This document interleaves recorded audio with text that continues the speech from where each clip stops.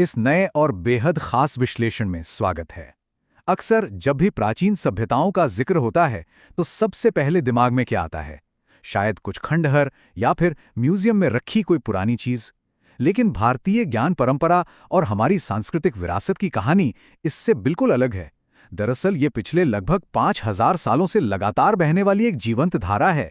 हमारी मूर्त विरासत, जैसे वो विशाल मंदिर, ऐतिहासिक महल और अद्भुत मूर्तियां, और हमारी अमूर्त विरासत जिसमें शास्त्रीय नृत्य, संगीत और बेहद खूबसूरत आदिवासी कलाएं शामिल हैं, ये सब मिलकर एक ऐसा ताना बाना बुनते हैं जो आज भी धड़क रहा है।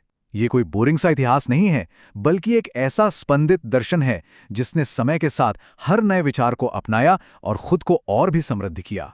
तो चलिए गहराई में उतरते हैं और देखते हैं कि आज की इस वैचारिक यात्रा में हम किन मुख्य स्तंभों को खंगालने वाले हैं।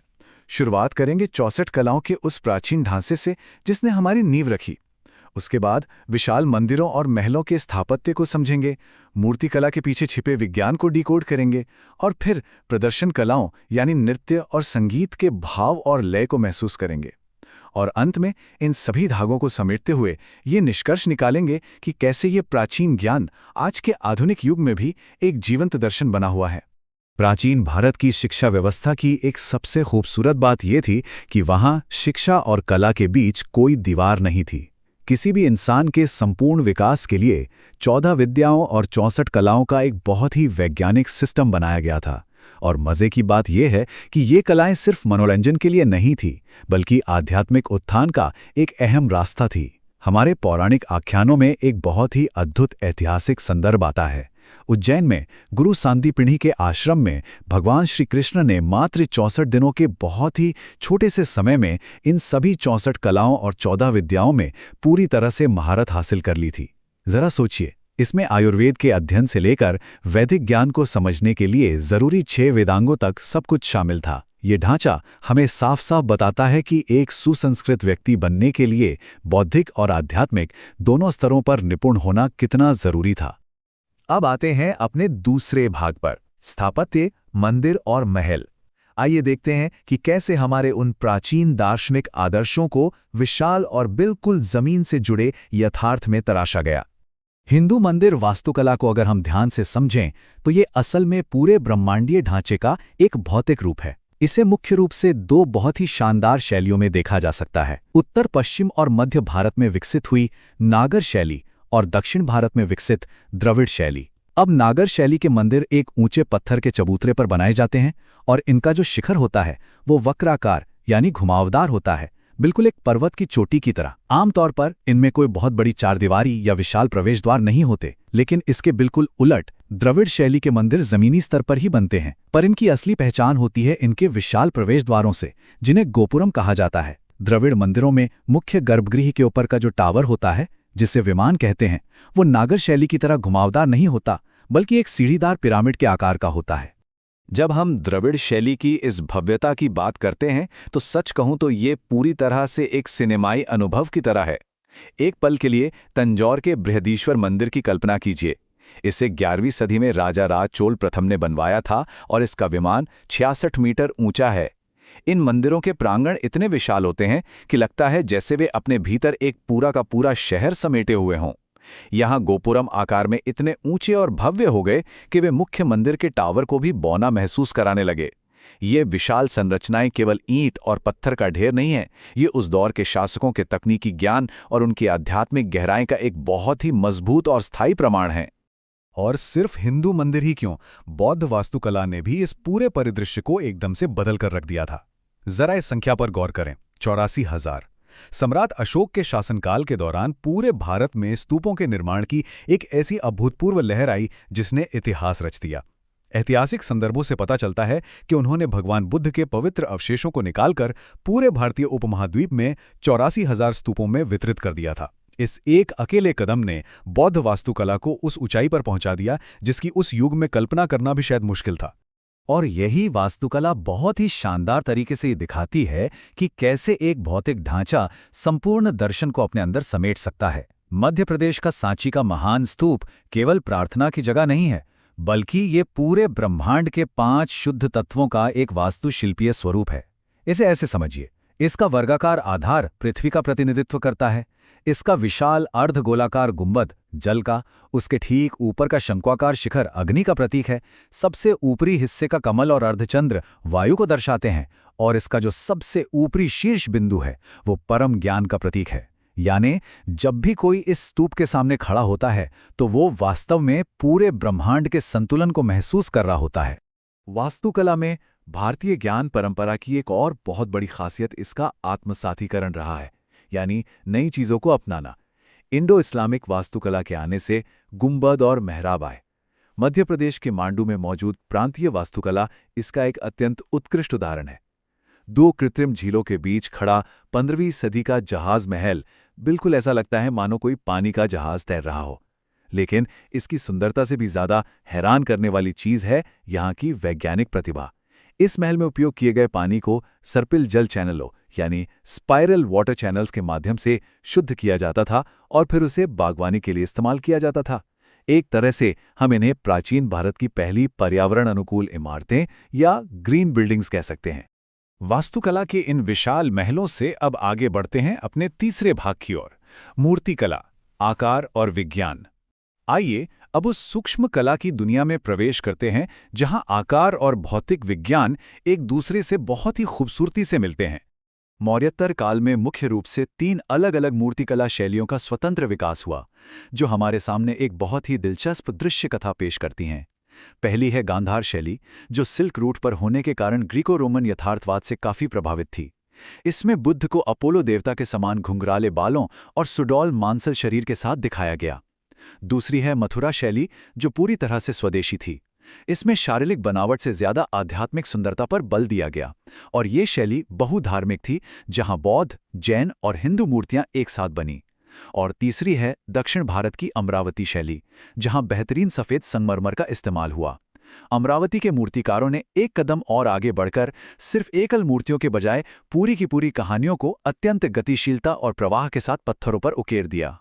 उत्तर भारत के पत्थरों से थोड़ा आगे निकलें तो दक्षिण भारत में चोल राजवंश के दौरान धातु मूर्तिकला अपने वैज्ञानिक और तकनीकी चरम पर पहुंच गई थी। इन शानदार कांस्य मूर्तियों को बनाने के लिए एक अत्यंत जटिल थर्मोडायनामिक प्रक्रिया का इस्तेमाल होता था, जिसे लॉस्ट वैक्स या सिरे पर्ड्यू तकनीक कहा जाता है। यह कैसे काम करती है? इसमें सबसे पहले मधुमक्खी के मोम से एक बहुत ही विस्तृत मॉडल बनाया जाता है। फिर उस पर मिट्टी का लेप लगाकर उसे पकाया जाता है, जिससे अंदर का मोम पिघलकर बाहर आ जाता है। इसके बाद उस खाली मिट्टी के सांचे में अत्यधिक उच्च तापमान पर पिघली हुई धातु, विशेष रूप से पंच लौहट डाली जाती है। और इस पूरी प्रक्रिया की सबसे खास बात यह है कि धातु के ठंडा होने पर उस मिट्टी के सांचे को हमेशा के लिए तोड़ना पड़ता है। इसका मतलब है कि पूरी दुनिया में कोई भी 2 चोल कांस्य मूर्तियां बिल्कुल एक जैसी हो ही नहीं सकती। और इसी कमाल की लॉस्ट वैक्स तकनीक का सबसे भव्य और प्रसिद्ध परिणाम है भगवान शिव की नटराज प्रतिमा। ये महज एक देवता की मूर्ति भर नहीं है, बल्कि ये ब्रह्मांडीय भौतिकी और हिंदू दर्शन का एक अद्भुत समन्वय है। इसमें शिव अपने दाहिने पैर के नीचे अपस्मारा नाम के एक बौने दानव को कुचल रहे हैं, जो मानव के अहंकार और आध्यात्मिक अज्ञान का प्रतीक है। उनके एक हाथ में डमरू है, जो ध्वनि और सृजन का प्रतीक है, और दूसरे हाथ में अग्नि है, जो विनाश का प्रतीक है। यह मूर्ति वास्तव में सृजन और विलय के शाश्वत ब्रह्मांडीय संतुलन को दर्शाती है। अब यहाँ जो सबसे दिलचस्प बात है वो ये है कि कैसे एक सहस्राब्दी पुरानी आध्यात्मिक कला आधुनिक विज्ञान के साथ जुड़ जाती है। आधुनिक भौतिक विज्ञानी भी शिव के इस आनंद तांडव की तुलना उपपरमाणुविक कणों की निरंतर गति और ब्रह्मांड की एंट्रोपी से करते हैं। सच में ये एक ऐसा बिंदु है जहां प्राचीन भारतीय शैव सिद्धांत और आज की क्वांटम भौतिकी बिल्कुल एक ही भाषा बोलते हुए प्रतीत होते हैं, यानी ऊर्जा का एक कभी न खत्म होने वाला लयबद्ध नृत्य। मूर्तियों की इस स्थिर दुनिया से निकलकर आइए अब हम अपने संस्कृति की गतिशील और जीवंत सांस की ओर बढ़ते हैं। हमारा चौथा भाग, प्रदर्शन कला, भाव और लय। भारतीय शास्त्रीय नृत्य और संगीत की जड़ें मुख्य रूप से भरत मुनि के नाट्यशास्त्र में पाई जाती हैं। शास्त्रीय नृत्य केवल कुछ शारीरिक गतिविधियों या स्टेप्स का नाम नहीं है, यह रस और भाव की एक अत्यंत सूक्ष्म मनोवैज्ञानिक भाषा है। एक नर्तक सिर्फ अपने अंगों, हस्त मुद्राओं और मुखाभिनय के माध्यम से दर्शकों के भीतर श्रृंगार, हास्य, वीर, करुण या शांत जैसे सार्वभौमिक रसों का संचार कर देता है। यह एक ऐसा अद्भुत मंच है जहां कला बिना कुछ बोले सीधे मानवीय मनोविज्ञान और आत्मा से संवाद करती है।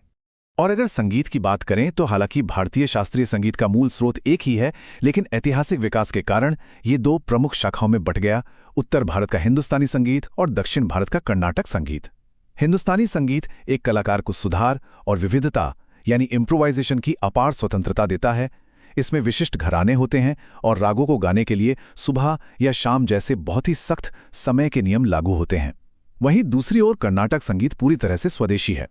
इसमें सुधार एक सीमित दायरे में होता है और ये मुख्य रूप से महान संगीतकारों द्वारा रचित पूर्व निर्धारित कृतियों के गायन पर केंद्रित होता है। इसमें हिंदुस्तानी शैली जैसी कोई घराना प्रणाली नहीं होती। लेकिन हमें ये नहीं भूलना चाहिए कि प्रदर्शन कलाएं केवल शास्त्रीय दरबारों या भव्य मंचों तक सीमित नहीं रही हैं। भारत का एक बहुत बड़ा, मौलिक और एकदम जीवंत हिस्सा हमारे आदिवासी समुदायों के पास आज भी पूरी तरह से सुरक्षित है। उदाहरण के लिए मध्य प्रदेश के लोक नृत्यों को ही ले लीजिए, चाहे वो फसल और वसंत का जश्न मनाने वाला भगोरिया नृत्य हो या गोंड और बैगा जनजातियों का उर्वरता का प्रतीक कर्मा नृत्य हो, ये कलाएं जनमानस की स्वतःस्फूर्त अभिव्यक्ति हैं। यहाँ आकर हमारी अमूर्त सांस्कृतिक विरासत जैसे कृषि चक्र और पारिस्थितिकी ज्ञान पूरी तरह से समुदाय के सामूहिक उत्सव और उन जीवंत नृत्यों में घुल मिल जाती हैं। वास्तुकला के ऊंचे शिखरों से लेकर मूर्तिकला की गहराइयों और संगीत की लय तक सफर करने के बाद अब समय आ गया है इन सभी वैचारिक धागों को एक साथ पिरोने का। हमारा 5वां और अंतिम भाग, निष्कर्ष, एक जीवंत दर्शन। भारत की ये 5000 साल पुरानी ज्ञान परंपरा कभी भी स्थिर, रुकी हुई या जड़ नहीं रही। यह एक लगातार धड़कता हुआ जीवंत दर्शन है, जहां एक तरफ हमारी वास्तुकला ब्रह्मांडीय चेतना और वैज्ञानिक नवाचारों को समेटे हुए हैं, वहीं दूसरी तरफ हमारी मूर्तिकला आधुनिक भौतिकी के सत्यों को उद्घाटित करती है। हमारा संगीत मानव मनोविज्ञान के सबसे गहरे भावनात्मक विज्ञान को आज भी जीवित रखे हुए है, और हमारी आदिवासी कलाएं हमें पर्यावरण के साथ संतुलन बनाकर चलना सिखा रही हैं। सच तो यह है कि ये ज्ञान परंपरा आज के आधुनिक युग में भी उतनी ही प्रासंगिक है जितनी हजारों साल पहले थी। और इस पूरी चर्चा के अंत में एक बहुत ही गहरा विचार जहन में आता है। जरा सोचिए, यदि हजारों साल पुरानी लॉस्ट फैक्ट्स तकनीक से बनी एक नटराज की मूर्ति आज की क्वांटम भौतिकी के सबसे उन्नत सिद्धांतों को अपने आकार में समेट सकती है, तो इन पारंपरिक ज्ञान प्रणालियों, इन कलाओं और इन स्थापत्य संरचनाओं के भीतर न जाने और कितने ब्रह्मांडीय सत्य छिपे होंगे जो बस हमारे द्वारा दोबारा खोजे जाने की प्रतीक्षा कर रहे हैं। बिल्कुल एक विशाल पहेली की तरह, है ना? इसी विचार के साथ हम आज का ये विश्लेषण समाप्त करते हैं। ज्ञान की इस अनंत खोज में बने रहने के लिए बहुत बहुत धन्यवाद।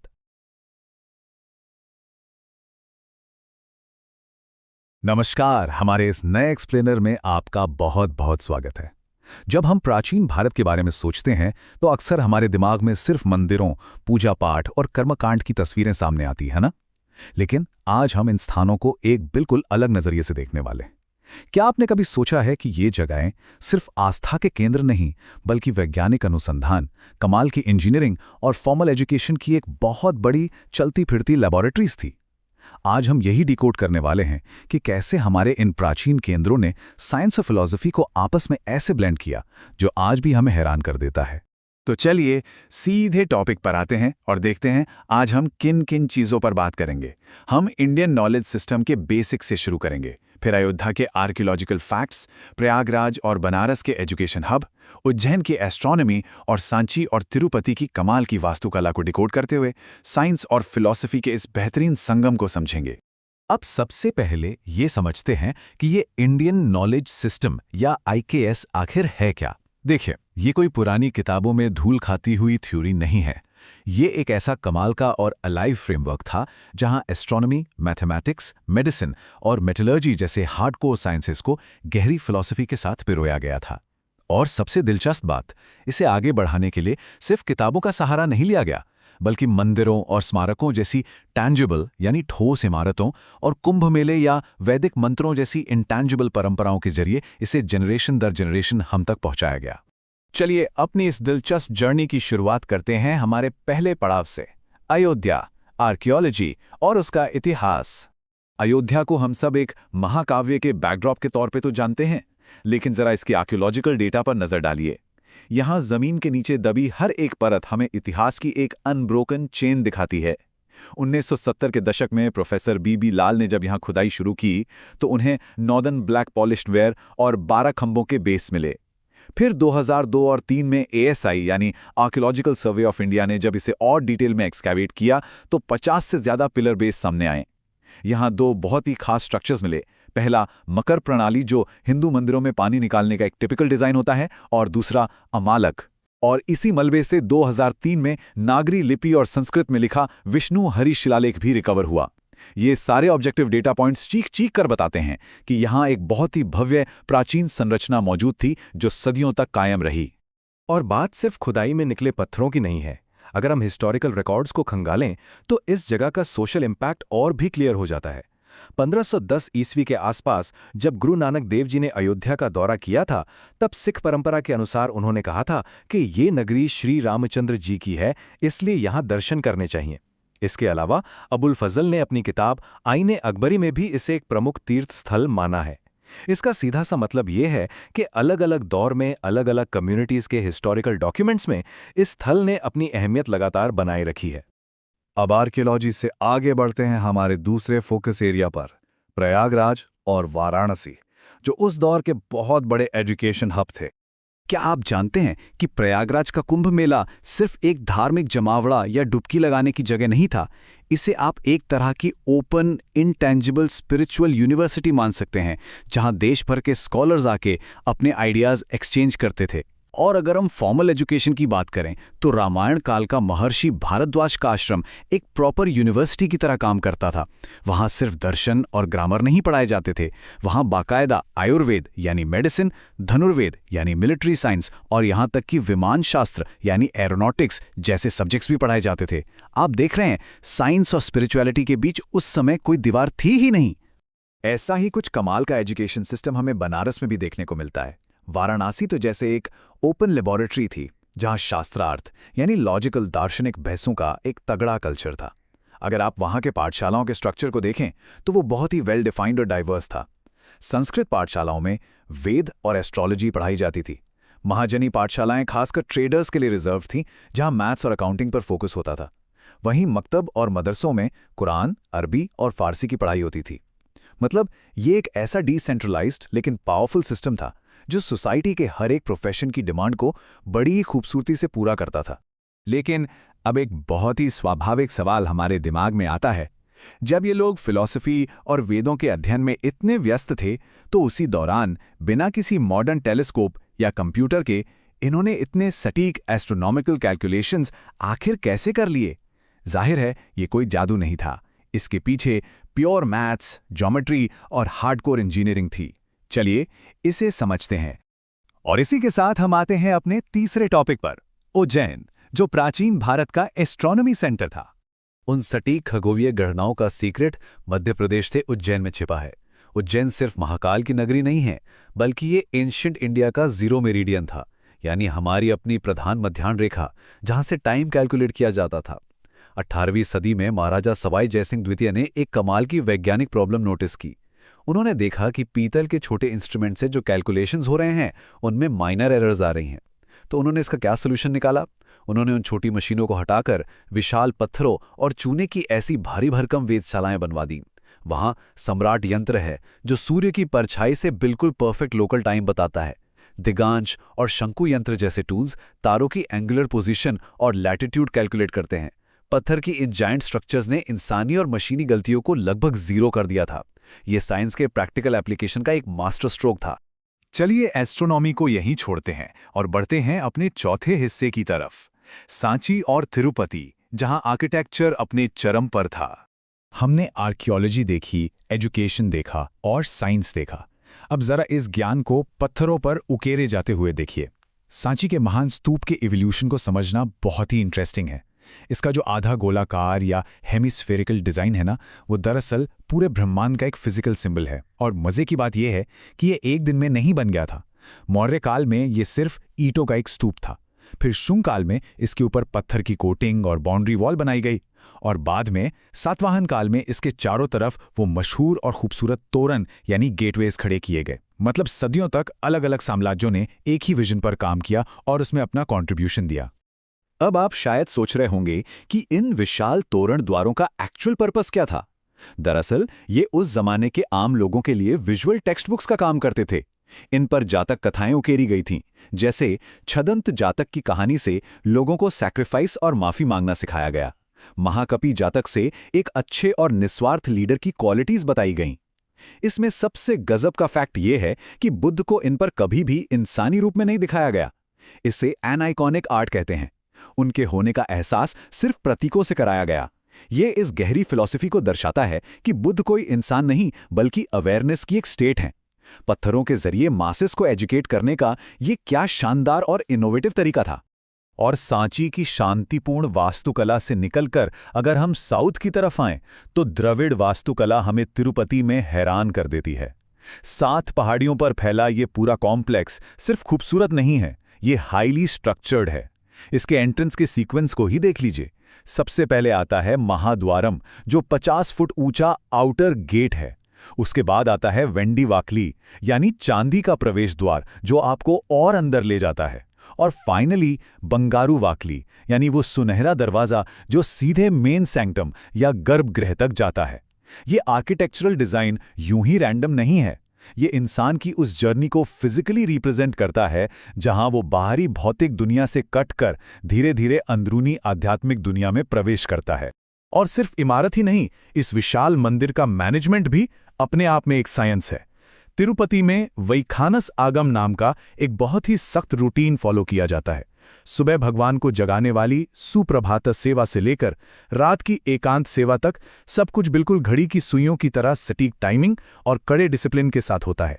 ये सिर्फ एक धार्मिक रस्म नहीं है।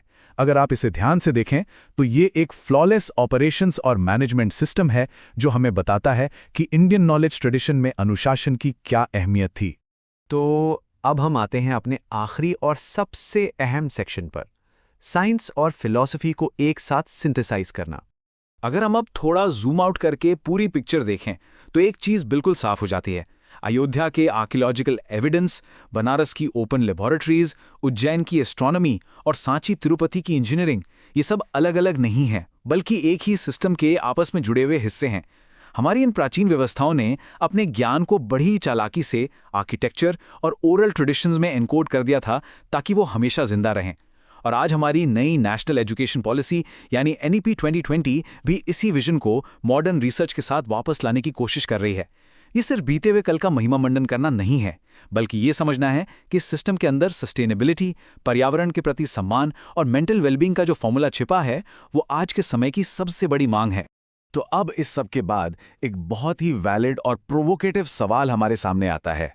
क्या हमारी इस प्राचीन दार्शनिक और वैज्ञानिक विरासत को आज के मॉडर्न फ्रेमवर्क में इंटीग्रेट करके हम क्लाइमेट चेंज और मेंटल हेल्थ जैसे ग्लोबल क्राइसिस का कोई पक्का इंडिजिनस सॉल्यूशन निकाल सकते हैं? जरा सोचकर देखिएगा। हमारे प्राचीन भारत की ये केंद्र सिर्फ इतिहास के पन्ने नहीं हैं, ये हमें एक सस्टेनेबल और बैलेंस फ्यूचर का रास्ता दिखाने वाले गाइड पोस्ट्स हैं। हमारे इस एक्सप्लेनर के साथ जुड़ने के लिए आपका बहुत बहुत शुक्रिया। बस सीखते रहिए और ऐसे ही नए सवाल पूछते रहिए।